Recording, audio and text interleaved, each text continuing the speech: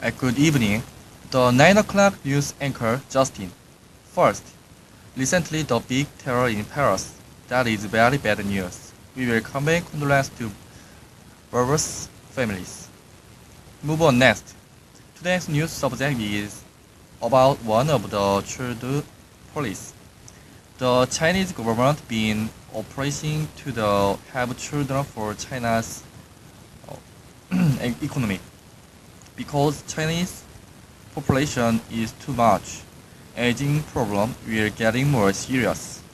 But other side says it seems that the adverse effect of the low birth rate continue to appear year after year.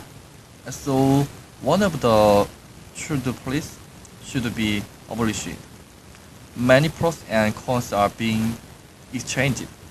So today we will consider the two opinion.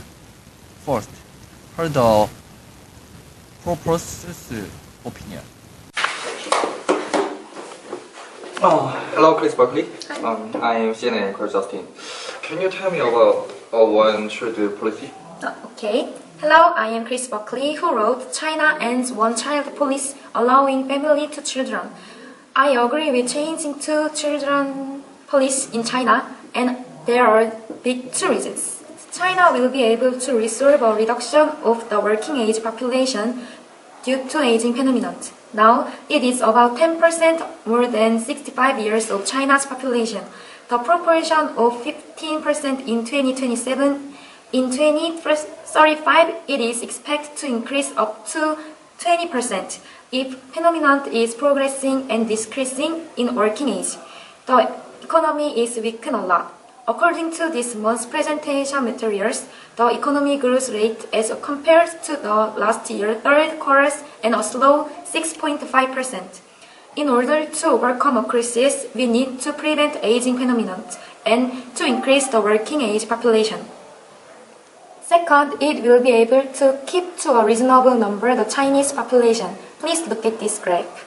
If China wants to continue the one-child policy, the number of 2029 of the population takes a peak and continues to decline. However, if all of the women give birth to 2 children, it takes a peak in 2034. At least, population is reduced in 2030. The population reduction in China can be prevented even 5 years. Also, China can mitigate the gender discrimination problem a little. In this way, I wrote an article to agree with the China of 2 children policy. Thank you for listening. I really worried about Chinese economy, but it will be better. I'm really happy to meet my new baby. Heard good opinion in pros side. Continue. Consult with the opposite this time. Hi, Sophia. Hi. What do you think about this policy? Hello Justin, I'm the China journalist Sophia Yan. I heard that you already met other journalists, but I have a different opinion with her. As you know, these days China has abolished this one-child policy. It allows all couples to have 2 kids, but this policy will not be a great help to the China economy. Why it isn't helpful to the China?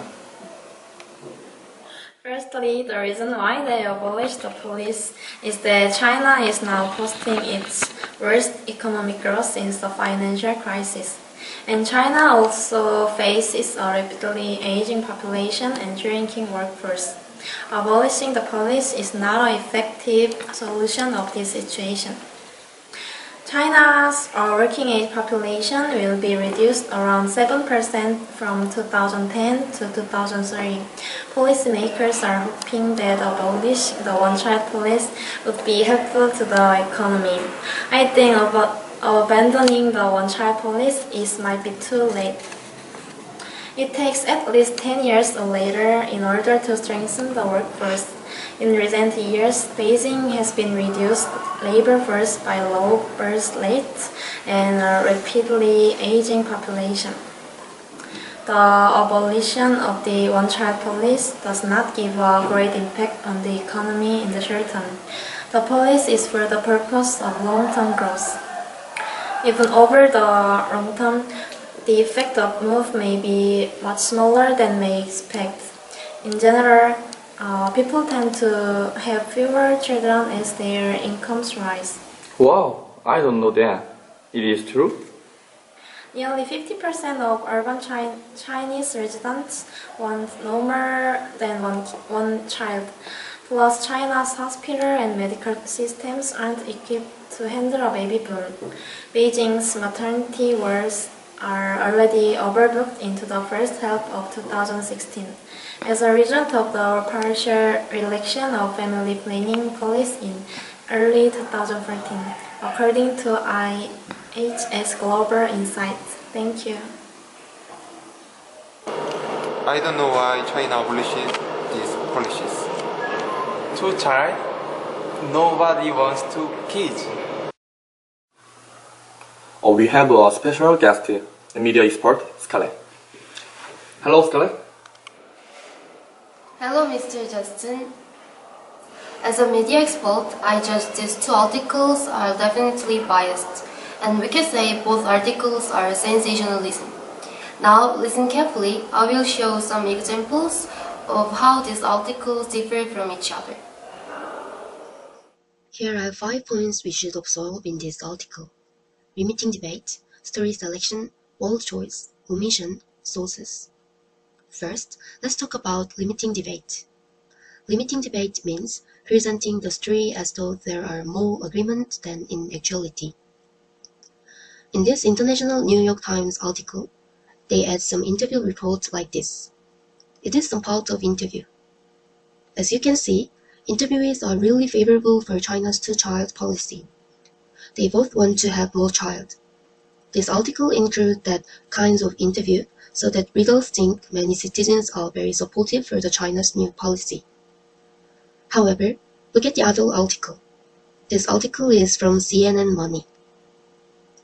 In this article, they only talk about some side effects of the policy. They focused on negative idea of China's two-child policy. They don't mention about any positive effects. They keep saying China's two policy couldn't be a good solution.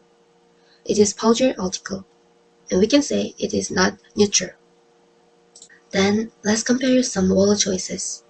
Word choice is using different words to convey opinion and prejudice the reader. First, look at the CNN's article. The writer said the change won't help its economy. It means the China's two-child policy is not useful, not helpful for economy. Also, they choose the words won't, will not. This is conjecture words. And look at this sentence. They said the policy might be too little, too late. What's that mean? We can guess this policy is too weak to solve some China's problem. Here are another example. Can you see the word partial? What's that mean? Partial means not complete. Partial relaxation of family planning policies. In this sentence, partial relaxation means the change of China's one-child policy to two-child policy. And they said it is partial relaxation. Surely, it is negative words. On the other hand, let's look at the other one.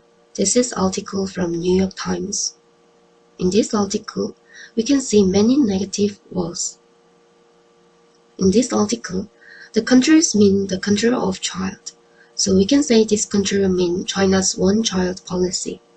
Then, how about these words? Resentment, butcher, forced, crippling.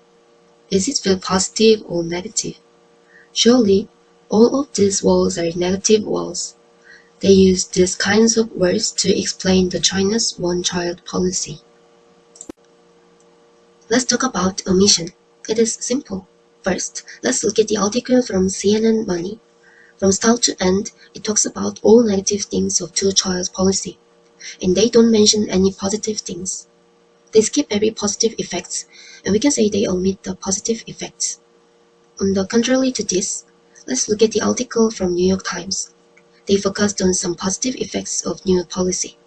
They omit some side effects of new policy. How about story selection? Let's look at the article from New York Times. In this article, they mentioned about Deng Xiaoping's population control policy. In his policy, he said the economic growth are not equaled by population growth. However, in this article, writer said economic growth have close relevance to population growth, and the writer gave some reasons, then refute his policy. And both article uses some different sources. First, on the CNN's article, they used a survey cited by Capital Economics. In the survey, nearly 50% of urban residents want no more than one child. So the article wants to say two-child policy is useless for that kinds of people. However, can we trust this research without any doubts? How about countryside residents? Why they only mentioned urban residents? Oh, also it can be some part of omission. Anyway, these sources can be controversial. It is not a whole research. Then, let's look at the New York Times one. In this article, they use some graphs to show population estimates. However, let's see the sources of that graphs. The source is from New York Times, same company. Is it objective? Is it neutral? Instead of the New York Times one, how about some sources from National Statistical Office? I think it seems more reliable, more objective than use own company's one. Both sides are barely taught. Which one is the right things to do business? Whatever which one is the right, we would like to lead to a good result. Today's news was until here. I will see you next time. Thank you.